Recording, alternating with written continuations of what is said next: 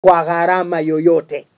Na mimi nitatoa hoja na evidence za kutosha kwamba malengo ya Chadema kwa wakati huu sio kuchukua dola, ni kuvuruga nchi. Nitatoa evidence na ninazo evidence za kutosha. Nitatoa chache na ninaweza kutoa nyingi zaidi kwa hali inayoonekana na malengo ya wanasiasa waliopo sasa.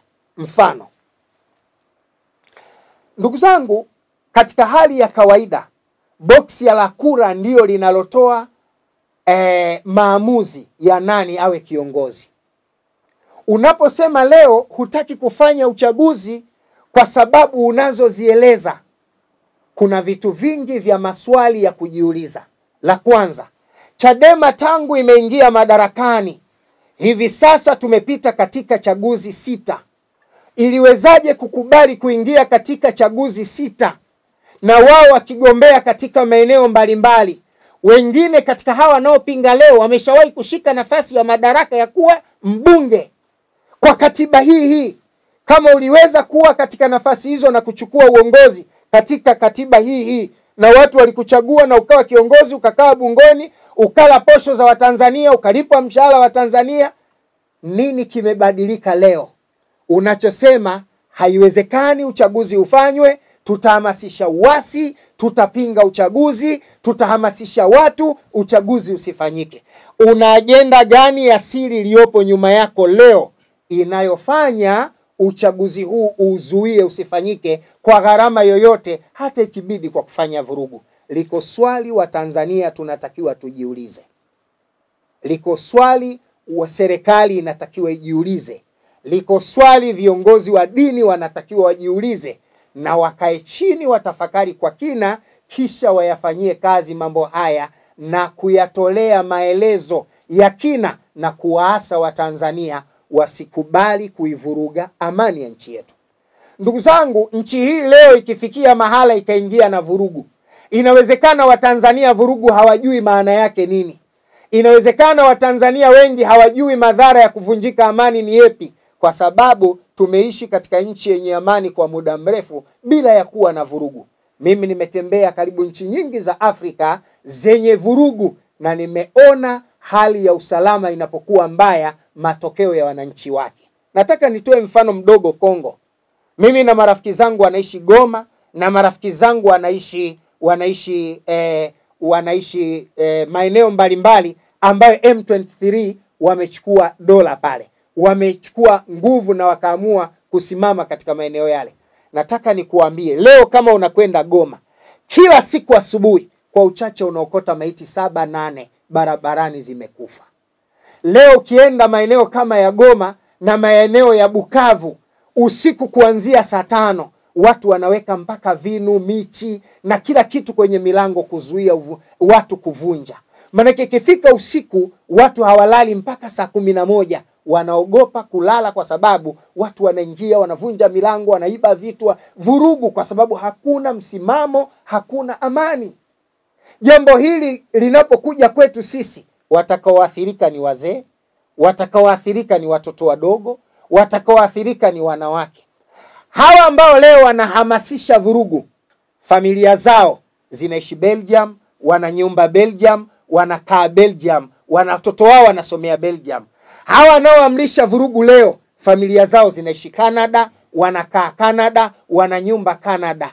Wewe Mdengereko wa Rufiji, wewe Muha wa Kigoma, wewe Mchaga wa kule maeneo ya Same, wewe Makonde wa kule Mtwara, ambaye huna hata pasipoti ya kuvukia katika nchi hii, hujui hata utakwenda kuishi wapi, ukivuruga mahala pa kuishi pako, na utakwenda kuanza maisha wapi?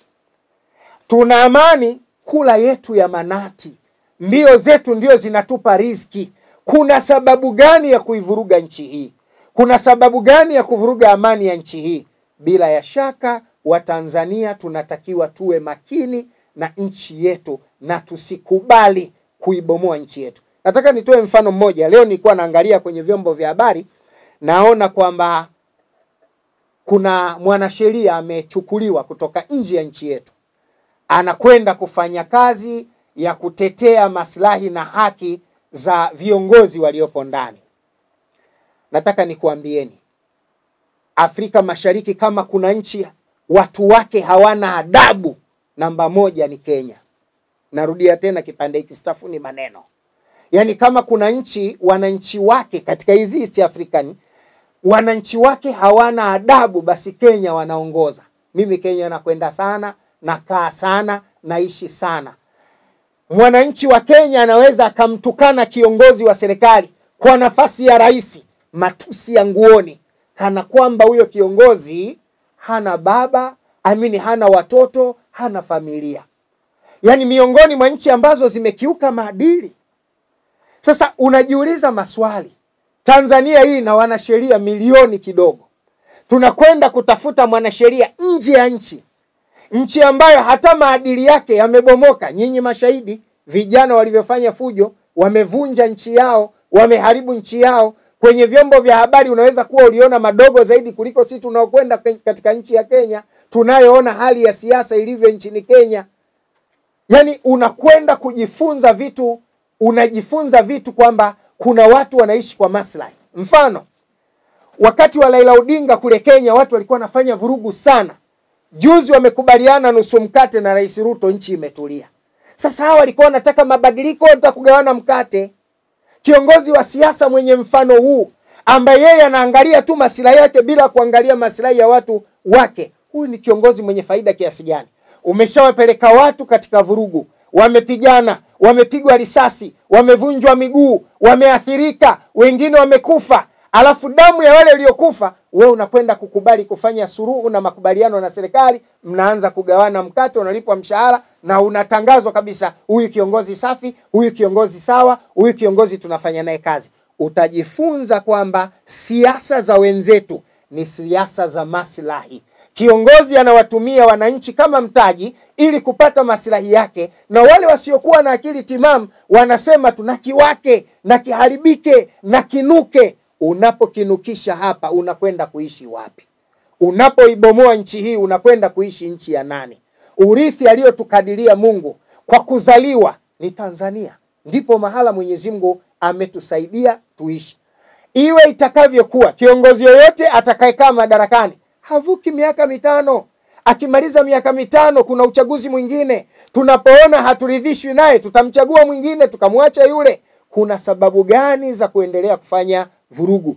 Ikiwa Rais wa Jamhuri ya Muungano wa Tanzania, mama yetu Samia Suluhu Hassan, ameamua, ameridhia kuwapa uhuru watu wa upinzani. Walikuwa wanasema si hatupati uhuru, tukitaka kufanya mikutano polisi wanatuzuia, tukitaka kufanya mikutano polisi wanatupiga. Mama akawapa mpaka doria upinzani. Wanataka kufanya mkutano polisi hawapo, wanakulindeni. Mnataka kuandamana polisi hapo, wanakulindeni.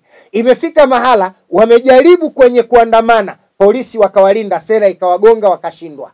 Wameona sasa tunakwenda kwenye uchaguzi, wananchi hawatoridhika kufuata sera za vurugu ambazo hazijatulia. Mwisho wa siku wanaamua kuanzisha vurugu. Mimi nataka ni waase tu watu wa vyama vya upinzani kwa nia njema kabisa, kwa maneno mepesi. Wanachofanikiwa CCM katika nchi hii, yale yote ambayo wapinzani wanayaona kama hoja ya msingi ya kuwashawishi wa Tanzania waitoe madarakani CCM wanafanya kuwa mtaji, wanaifanyia kazi. Ukisema hakuna barabara, CCM wanajenga. Ukisema hakuna shule, CCM wanajenga. Ukisema hakuna hospitali, CCM wanajenga. Ukisema shule ina gharama, CCM wanatoa elimu bure.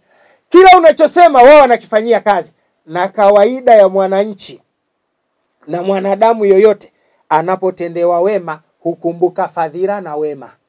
Kwa hiyo kuitoa CCM nchi hii kwa njia ya hoja, kwa njia ya nguvu ya hoja, itakuwa jambo gumu sana, kwa sababu kile unachokipigia kelele wao ndio wanachokiwini, na wao ndio wanachokwenda kukifanyia kazi ili kuhakikisha kwamba ile kero unayotaja wewe leo wao wanaifanyia kazi. Hiki ndicho kinachowafanya CCM wabaki madarakani. Kwa sababu kama ni kuhonga nchi, utawaonga watu wangapi?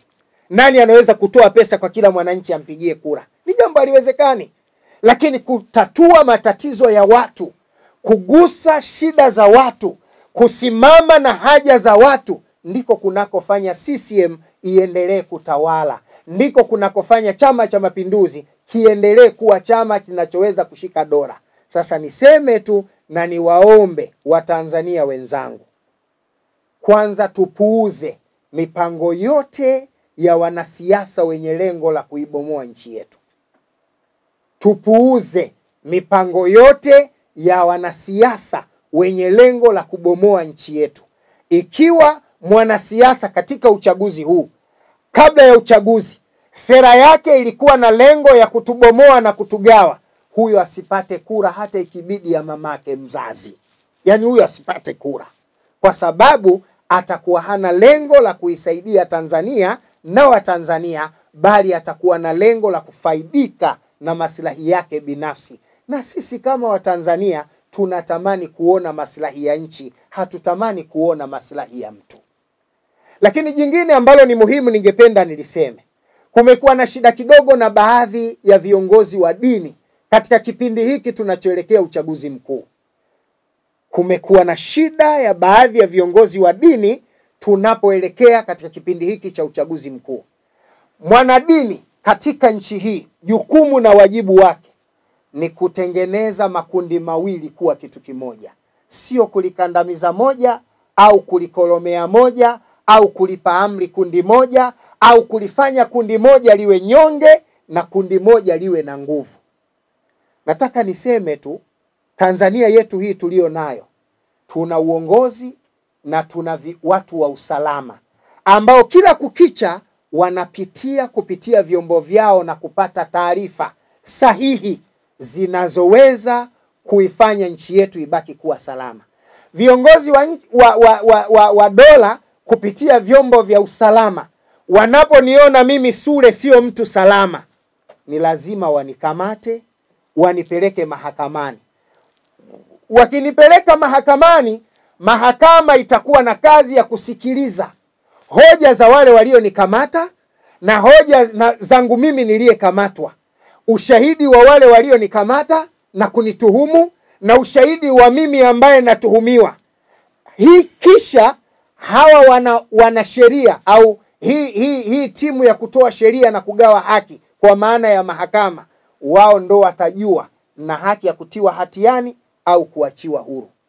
Kiongozi wa dini si mwana usalama, hajui principles za usalama, hana masikio ya kujua nani kasema nini yuko wapi, hawezi kuwa na historia ya kiintelijensia ya ndani. Unapotoa tamko katika